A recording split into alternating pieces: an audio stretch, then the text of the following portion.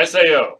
For those of you who don't know what SAO is, that is Sword Art Online, which is basically .hack, but for this generation. But it's also like the crazy fat in anime right now.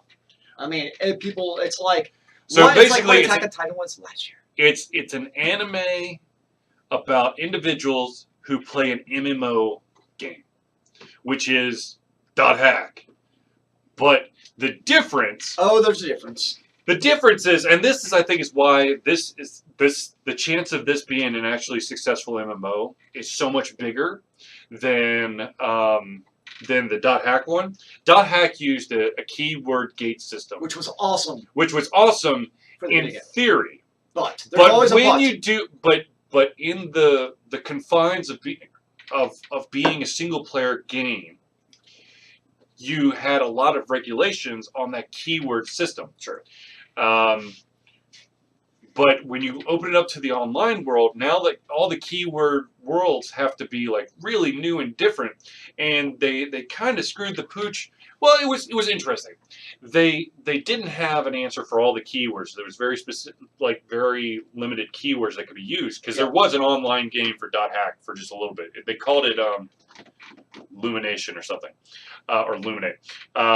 What they did is they'd have the users create the worlds and submit it to the developers, and then they would add it in with a new keyword combination, which is kind of interesting. But unfortunately, it didn't have a big enough audience to really put in a lot of maps. So there wasn't a lot of maps. There was like 80, which is, and I know that sounds like a lot, but in .hack, that is all you have to play.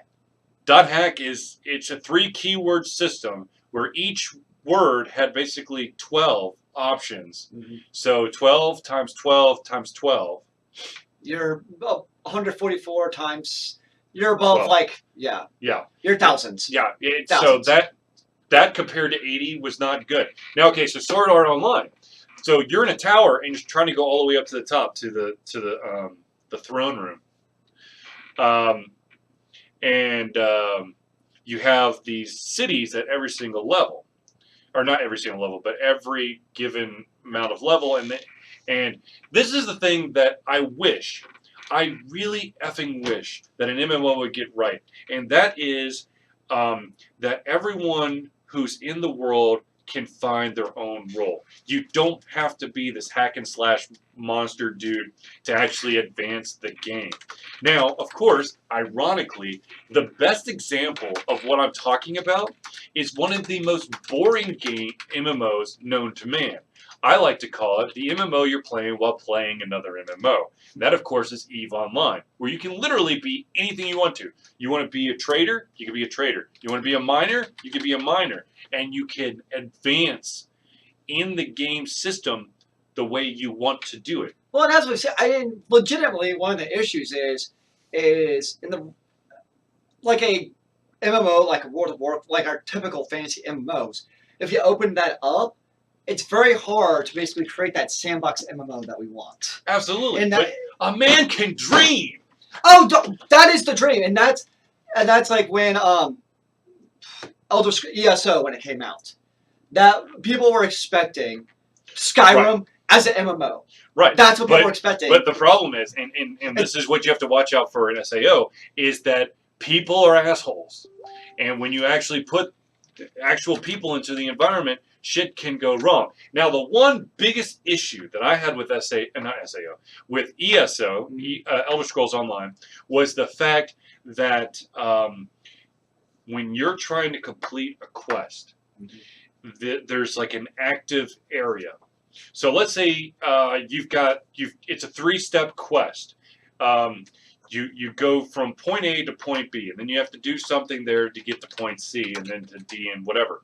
What happens is, if you're in that active area, if you get in that active area, and someone's right at the end that defeats the thing or completes the thing that you have to do to advance to the next one, you automatically advance to the next one.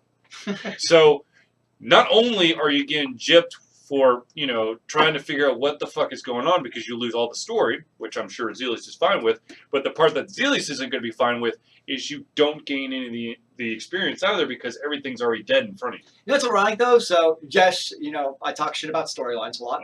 Is that's what works so well about the .hack PS2 game. Right. Was the storyline was insanely phenomenal. Oh yeah. I mean, it's literally like you're playing an anime.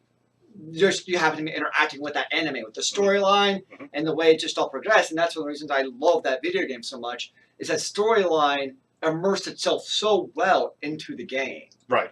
And so yeah, but like you said, pulling that into the MMO world where you actually interact with humans, and if you're going to be a sandbox, people are going to be probably the closest is actually Ark Survival.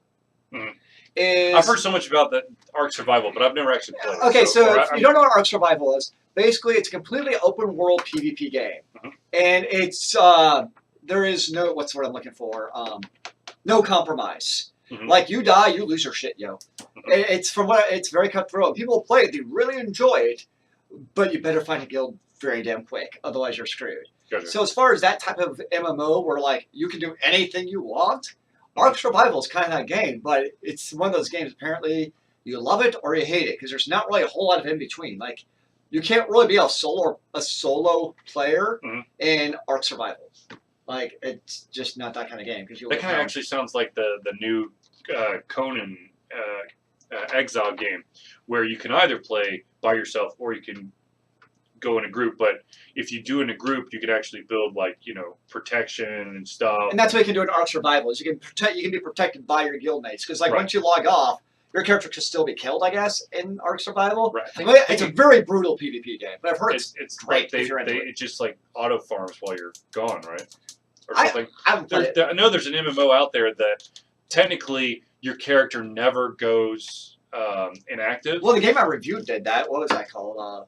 Dark Era. Yeah, Mhm. Dark Era. In Dark Era, I reviewed it a month ago. It's a MMO type of game, and you're auto farming when you're logged off in a form. I'm going to be honest with you. I watched a little bit of your video, Yeah. and I was like, this is like the closest to the Google self drive car, but for an MMO. Because you're just like, It is. I It click is. through the stuff, and he's moving. I'm like, Yes. why are you what?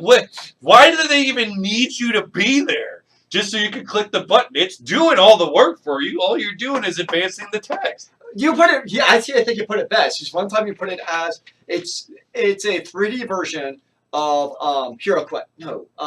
Progress Quest. Right, Progress Quest, yeah. It's like the next iteration of Progress Quest is really what it is.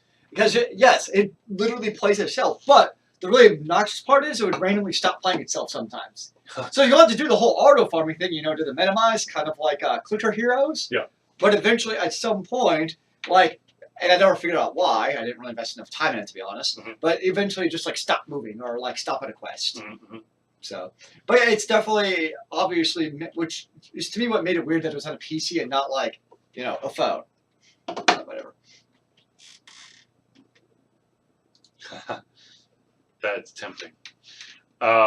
Sorry, an individual from Vitamin Geek is actually going to do is doing a podcast tonight and wants to know if we want to jump on. Unfortunately, I can't jump on because I have plans after this show. What? Yeah.